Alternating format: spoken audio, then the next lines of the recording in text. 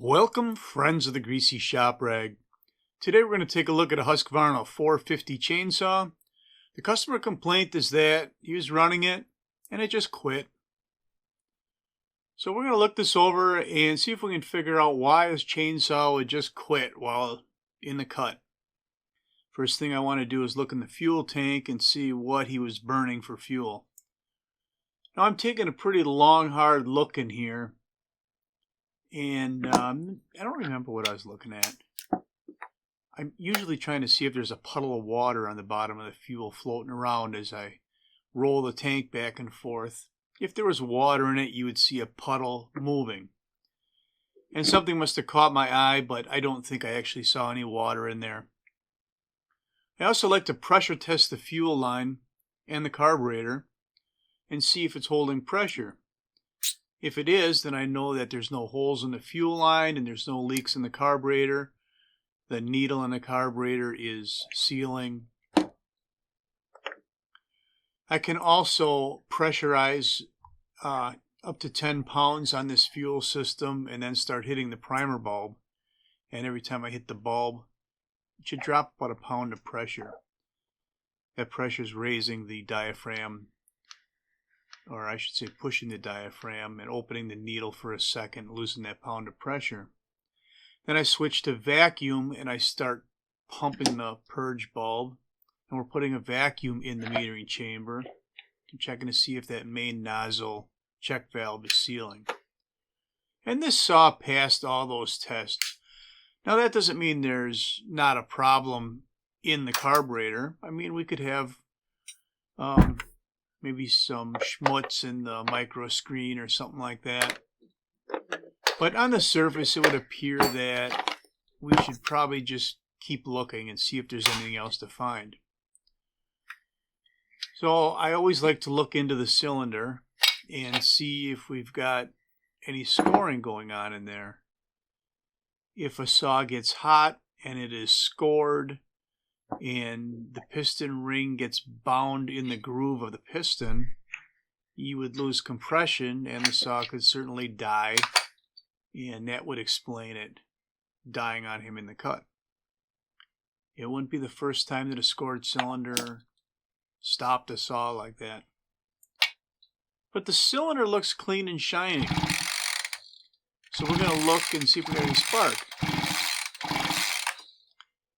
And we don't. There's no spark. So it would appear that the reason the saw died is ignition coil failure. But we can't just replace the coil without confirming a few things first. I mean, if the kill switch were bad or if there was a bad ground, those things could create a no spark condition, and replacing the coil wouldn't fix any of that. So initial appearance, everything looks pretty normal. I don't see any oddities in the way that blue wire running from the coil to the kill switch is routed. And it's all against plastic for the most part, so it grounding out and killing the coil is unlikely. I removed that wire from the coil, and now I'm spinning the motor over to see if we have spark, and we don't. So that confirmed the visual signs that I saw with the blue wire, that it is not shorting the ground and shorting out the ignition coil. So one other thing I want to check is the ground between the laminations of the coil and the engine. We need a complete circuit for electricity to flow, and a spark won't jump a gap if it's not jumping to ground. And if I measure between the laminations and the engine block and have 0.2 ohms of resistance or less, then I know we have a good ground. So all signs point towards an ignition coil failure and not something external of the coil. This saw is used, and this owner is not the original purchaser. So there is no extended warranty on the ignition coil. because he didn't buy the saw, or he didn't buy the saw new. So we're going to do a low budget repair on this and sell him a used ignition coil.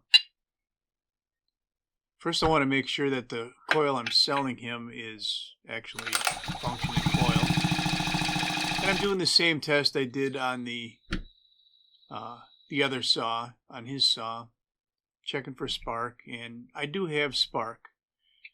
Now, that doesn't mean there's not some other problem with the coil, but the odds are low that, you know, it's got some kind of internal ignition timing problem or something like that. So we're going to try putting this coil into his saw.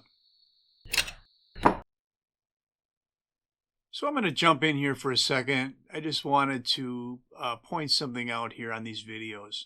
A lot of people watching them don't realize that this is a repair done in a workshop while I'm on the clock, and I don't have control over the other 4 mechanics in the building. It's not like I'm going to tell them to be quiet. I'm filming. The boss is kind enough to let me record what I can from over the bench.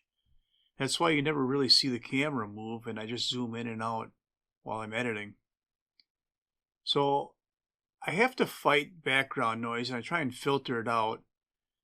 And I'm about to give you a little sample of what it sounds like before I edit that out of there, and the challenge that I'm facing. Sometimes I just can't make it go away because there's other sounds you want to hear, like a running engine or something like that.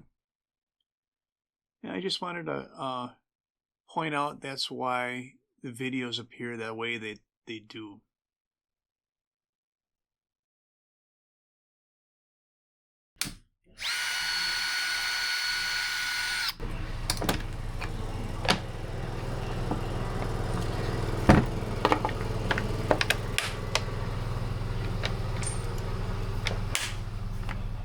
So we've harvested a coil, and we're going to put it into our repaired saw.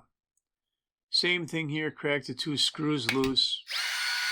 We already have the kill wire off of there.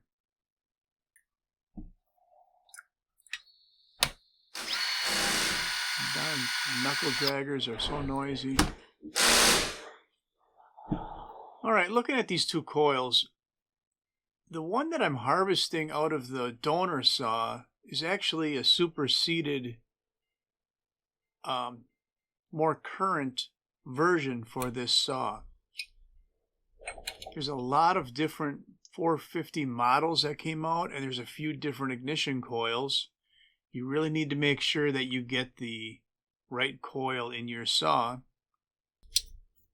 And you can usually do that by using the product number on the serial number tag and using that to look up the parts that you need. Or use that number when you're visiting your dealer for him to look up the part for you. So I've installed the used coil.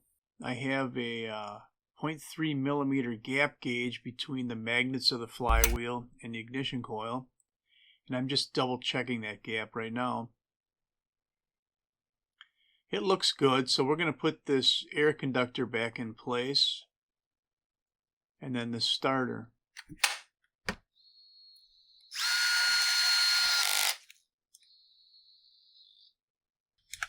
You'll notice I'm using an impact driver, but I have a clutch on it, and I have to do the final torque manually with that driver.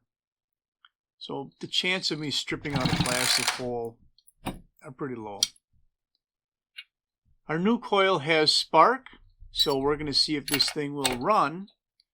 And if it does, then that's all I'm going to have for you on Husqvarna 450 chainsaw that needed a new ignition coil. Thanks for watching.